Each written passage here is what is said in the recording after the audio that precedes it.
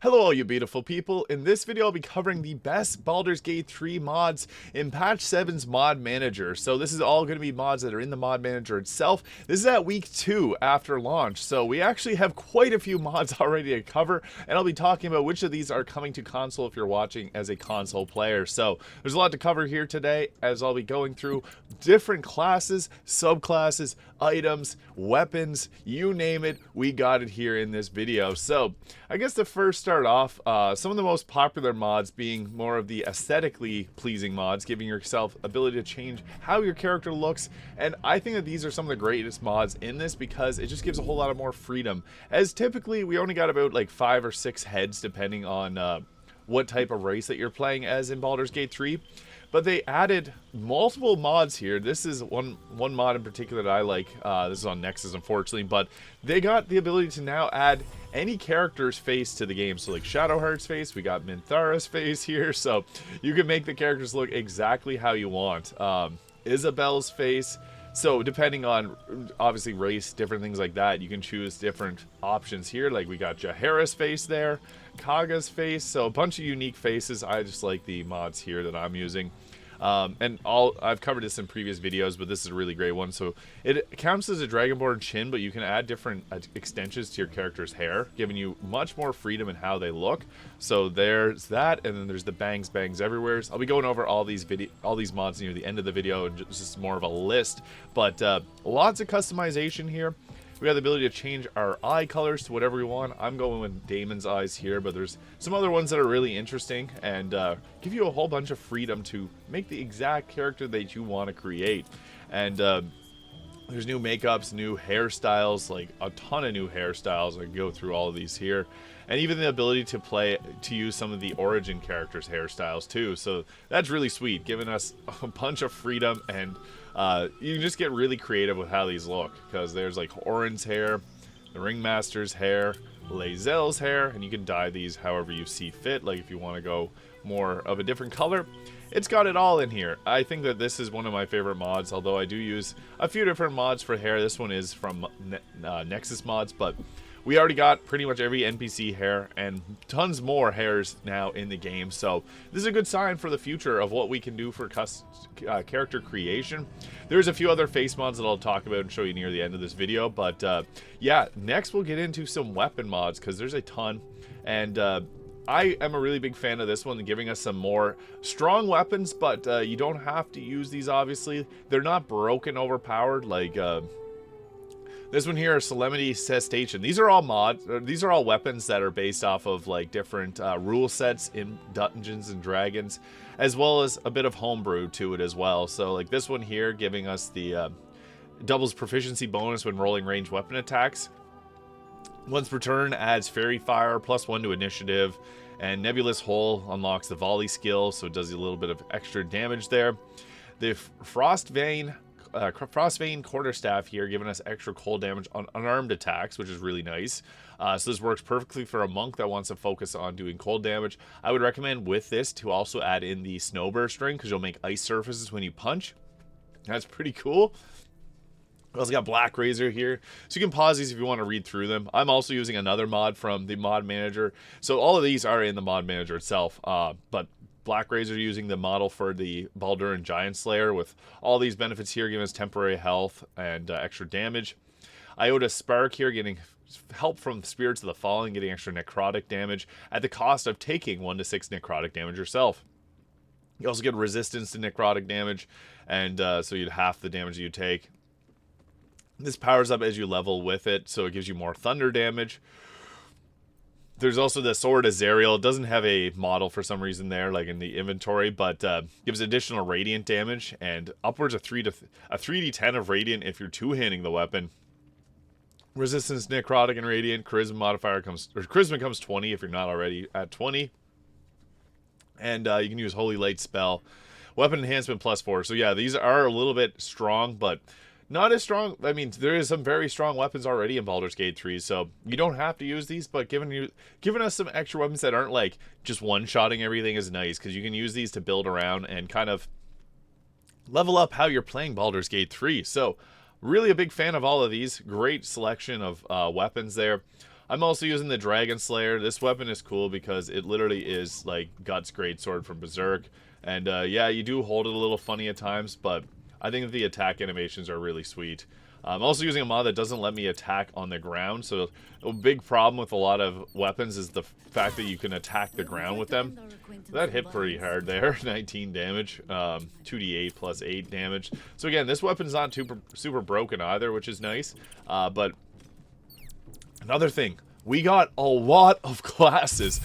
A lot of them. So I've covered many already, and with this, I now have 20 classes, or 21 classes. So Mystic, Dark Ranger, Artificer, Witch, Blood Mage, Mindweaver, Slayer, Favored Soul, Priest. These are all in the mod manager itself. And then I got a few that aren't, like the Keyblade Master. But things like the Kanala, Scrounger, Vanguard, Accursed, Warden. This is the Artificer from the base, or from the mod manager itself. The Viper, the Blood King, the Godslayer. These are all classes that are in the mod manager now. So really cool. We got a lot. The Kanala is kind of like a Gish build, so mixing between spellcasting and weapon attacks. The Scrounger is kind of like it does have just one subclass, but you fabricate yourself, so that's pretty cool. And you fabricate different items for your character. The Vanguard kind of being a jack of all trades, more of like a weapon attacker, can bind its weapon. It's a really interesting one. Accursed is accursed.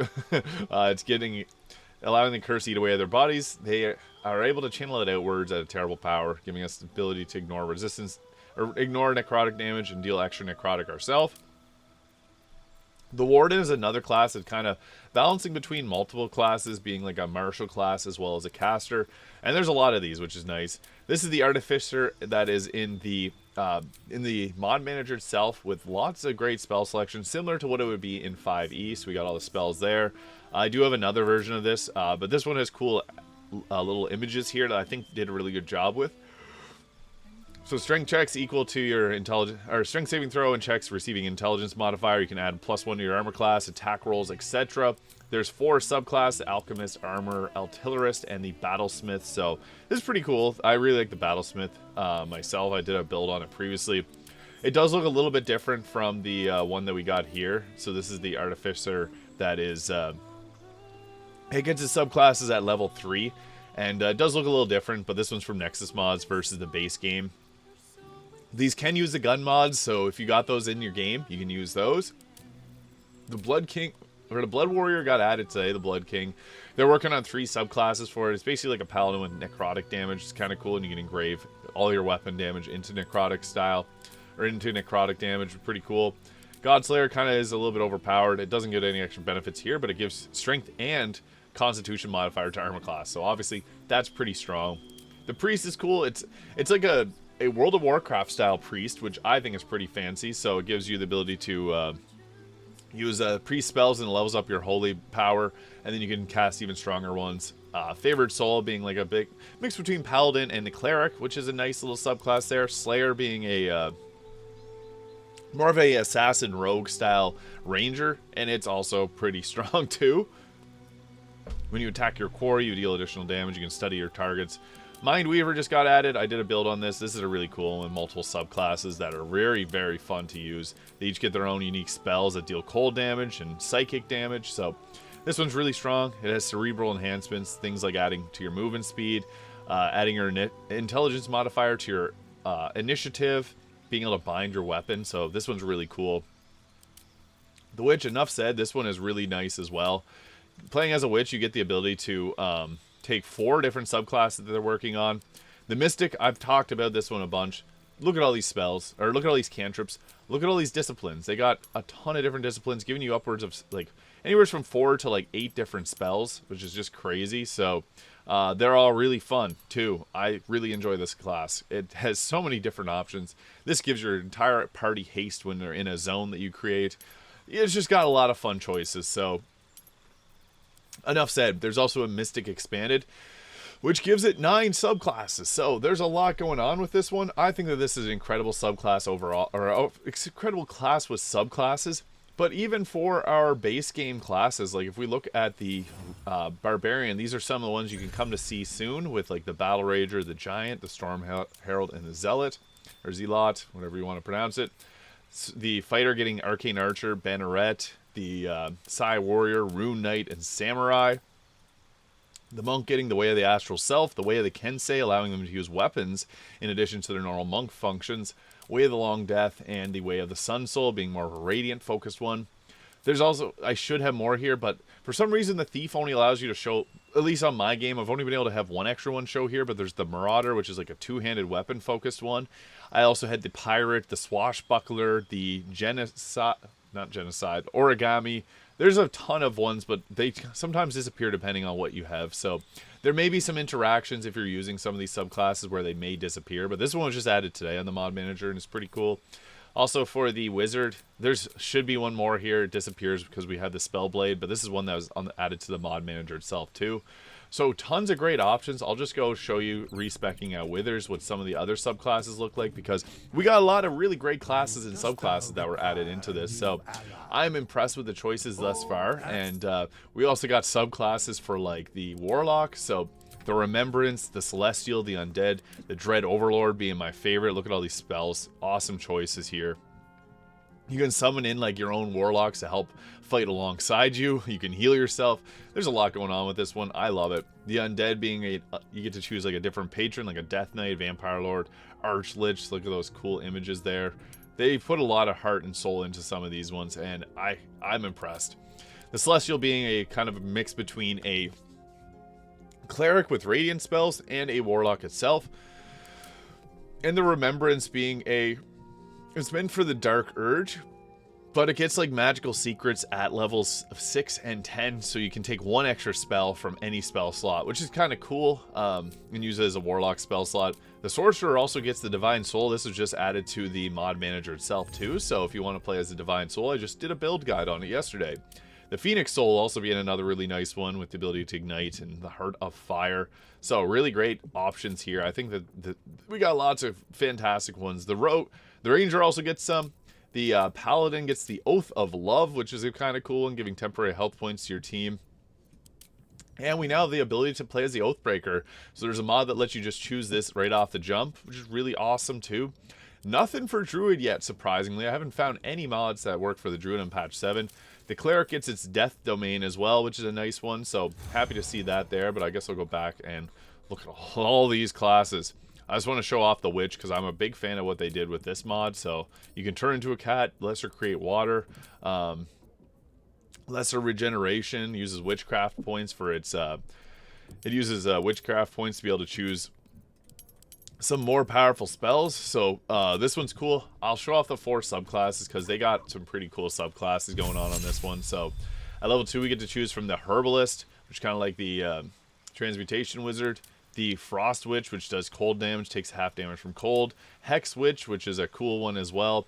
And then the Witchblade, which gives us a lot of extra damage and more so focused on attacking and imbuing your weapon with different things like lightning, force, radiant damage. So they're very cool, very, very cool. I really like the Witch build, or the Witch class. They did a fantastic job with that one. There's also some really fun mods just in general. Like, I guess I'll show you here. There's a mod that allows you to summon in this, where is it here? I guess I'll have to activate it. The Summon or Dismiss tutorial chest. So I'll remove it there, and then we'll bring it back. So the tutorial chest gives us a ton of options to choose from in terms of items. I just gotta find it hidden in my inventory here. I also have mods that change how my inventory looks. Oh, there it is. So the tutorial chest come with a ton of things. Like I even have Keyblades here from Kingdom Hearts. Kind of funny. But yeah, it's got every weapon you could imagine that is in the if you have it in your tutorial chest. A lot of mods will add them to here. We got series outfit for Shadowheart. This one's unfortunately only on Nexus mods though. You got different options for outfits that I can't show here, and yeah, lots of really cool things. The instrument chest is what I want to focus on now. So there's the I'll show the mod in the mod manager itself, but you can get a mod that gives you summon instruments, and then with this we got cool instruments that allow us to play music, the Vicious Rockery. So with this, I guess I'll yeah, it summoned them in here, and then we can go ahead and play. They are all stacked on top of each other, so we can move them around. So if you want to play music with your squad, this is the way to do it. Everyone comes over. No any Volo tunes. I like that. So this one, I love this mod. There's a ton of different songs that you can perform with your band here, and you can even have Alfira be summoned in. So this is cool. We're playing music, everyone's enjoying it, and you got even our hirelings coming over here. So a lot of different songs too. Like some of these make people dance. You got us clapping. I love little things like this, especially when the mods just add fun things to the game. This is good for role-playing too. We even got Minsk playing his drum there.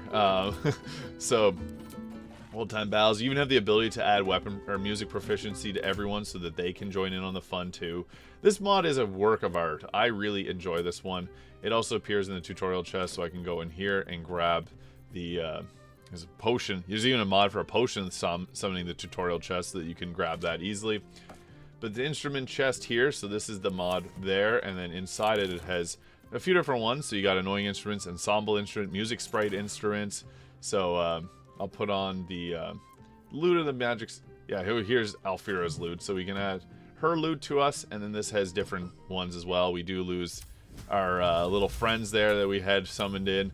But we do get the ability to perform with different people, so we can also share our musical gifts. They now have music proficiencies, and then whenever we go to play music, they'll play with us. So we got the Weeping Dawn, which is the song with Alfira, so it can summon her in as well. I love this mod.